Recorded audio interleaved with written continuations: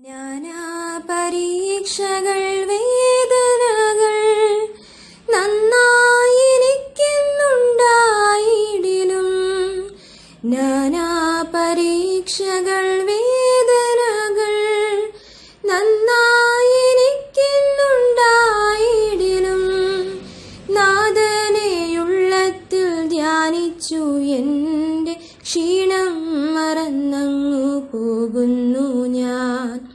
നാഥനെയുള്ളത്തിൽ ധ്യാനിച്ചു എൻ്റെ ക്ഷീണം മറന്നങ്ങു പോകുന്നു ഞാൻ. ദൈവവചന ചിന്തകൾ കേൾക്കുന്ന എല്ലാ മാന്യ ശ്രോതാക്കൾക്കും ക്രിസ്തീയ വന്ദനം.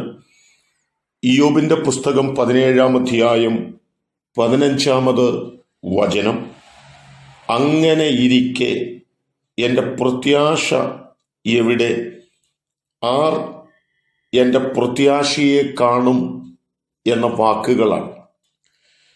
ജീവിതത്തിലെ പ്രതീക്ഷകൾ മുഴുവനും അസ്ഥിരപ്പെട്ടിരിക്കുന്ന ഇടത്ത് യാതൊരു സാധ്യതയും മുൻപിൽ കാണുവാനില്ലാത്ത തലത്തിൽ കഷ്ടതകളും രോഗങ്ങളും ദുഃഖങ്ങളും നഷ്ടങ്ങളും അപമാനങ്ങളും ഒറ്റപ്പെടലുകളും എല്ലാം അനുഭവിക്കുന്ന ഒരു ഭക്തൻ ആഴമായി തന്നെ വിളിച്ച ദൈവത്തിൻ്റെ മുമ്പിൽ പ്രത്യാശ വെച്ച് കാത്തിരിക്കുന്ന ഒരനുഭവമാണ് ഇവിടെ രേഖപ്പെടുത്തപ്പെടുന്നത്. ഒരു വൃക്ഷമായിരുന്നാൽ അതിന് പ്രത്യാശയുണ്ട്.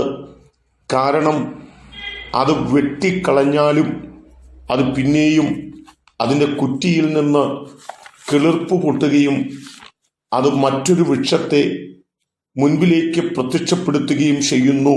അതതിൻ്റെ പ്രത്യാശയാണ് എന്നുള്ളതാണ്. വീണ്ടെടുക്കപ്പെട്ട ദൈവമക്കളെ സംബന്ധിച്ചിടത്തോളം ഭക്തന്റെ ജീവിതത്തിൽ കഷ്ടങ്ങളും ദുഃഖങ്ങളും നിരാശകളും വേദനകളും ഒറ്റപ്പെടലുകളും അപമാനങ്ങളും ഉപദ്രവങ്ങളും ഒക്കെ കടന്നു വരാം. അവിടെ നാം ചിന്തിക്കേണ്ടത് ദൈവം തിന്മയ്ക്കായി ഒന്നും ചെയ്യുന്നില്ലെന്നും എൻ്റെ ജീവിതത്തിൽ എനിക്കെൻ്റെ ദൈവമായുള്ള ബന്ധത്തെക്കുറിച്ച് ആഴമായ ബോധ്യതയുള്ളതുകൊണ്ട് എൻ്റെ ദൈവത്തിൻ്റെ സാന്നിധ്യം എന്നോടുകൂടെ ഉണ്ടെന്നും ഒന്നും തിന്മയ്ക്കായി ചെയ്യാതെ സകലതും നന്മയ്ക്കായി ചെയ്യുന്ന ദൈവമാണ് എൻ്റെ ദൈവമെന്നും വിശ്വസിക്കുവാനായിട്ട് കഴിയണം.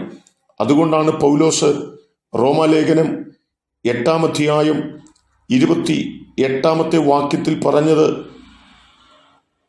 എന്നാൽ ദൈവത്തെ സ്നേഹിക്കുന്നവർക്ക് നിർണയപ്രകാരം വിളിക്കപ്പെട്ടവർക്ക് തന്നെ സകലവും നന്മയ്ക്കായി കൂടി വ്യാപരിക്കുന്നു. സകലതും നന്മയ്ക്കായിട്ട് ദൈവം ചെയ്യുന്നു എന്ന് പൗലോസ് പറയുകയാണ്. 24-ാം വാക്യത്തിൽ പറയുന്നുണ്ട്, പ്രത്യാശയാലല്ലോ നാം രക്ഷിക്കപ്പെട്ടിരിക്കുന്നത്. കാണുന്ന പ്രത്യാശയോ പ്രത്യാശയല്ല. ഒരുത്തൻ കാണുന്നതിനായി ഇനി പ്രത്യാശിക്കുന്നത് എന്തിന്? ആഴമായി ദൈവത്തിലുള്ള പ്രത്യാശയാണ് ഭക്തന്മാരുടെ ഒക്കെ ജീവിതത്തിൽ അവർക്ക് ഓരോ ദിവസങ്ങളും മുൻപോട്ട് പോകുവാനായിട്ട് കഴിച്ചത്. കഷ്ടതകളും വേദനകളുമൊക്കെ ജീവിതത്തെ കാർന്നു തിന്നുമ്പോൾ, അത് ജീവിതത്തിൻ്റെ പാതയിലേക്ക് കടന്നു വരുമ്പോൾ വെളിപ്പെടാനിരിക്കുന്ന തേജസ്സിനെ കുറിച്ചുള്ള ആ വിശ്വാസവും ആ പ്രത്യാശയുമാണ് കഷ്ടതയുടെ നടുവിൽ ഭക്തന്മാരെ നിലനിർത്തിയതെന്ന് തിരുവചനം നമ്മെ ഓർപ്പിക്കുകയാണ്. ഇയ്യോബും അത് തന്നെയാണ് പറയുന്നത്.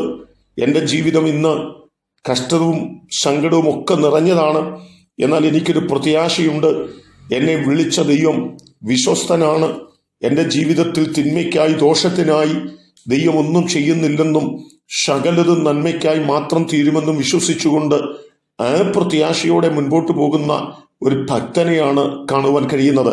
എന്നെ കേൾക്കുന്ന പ്രിയപ്പെട്ടവരെ, എൻ്റെയും നിങ്ങളുടെയും ഒക്കെ ക്രിസ്തീയ ജീവിതത്തിൽ ഒന്നിനു പിറകെ ഒന്നായി പ്രതികൂലങ്ങളും പ്രതിസന്ധികളും വേദനകളും സങ്കടങ്ങളും ഒക്കെ കടന്നു വരുന്നെങ്കിലും അതിനപ്പുറത്ത് നമുക്ക് വേണ്ടി കരുതുന്ന ഒരു ദൈവമുണ്ടെന്നും നമ്മുടെ സകല ചിന്താകുലവും അവന്റെ മേൽ ഇടുന്നു എങ്കിൽ നമുക്ക് വേണ്ടി അത്ഭുതങ്ങളെ ചെയ്യുമെന്നും പ്രത്യാശ വെച്ചുകൊണ്ട് നമ്മുടെ ക്രിസ്തീയ ജീവിതത്തിൽ നമുക്ക് മുൻപോട്ട് പോകാം.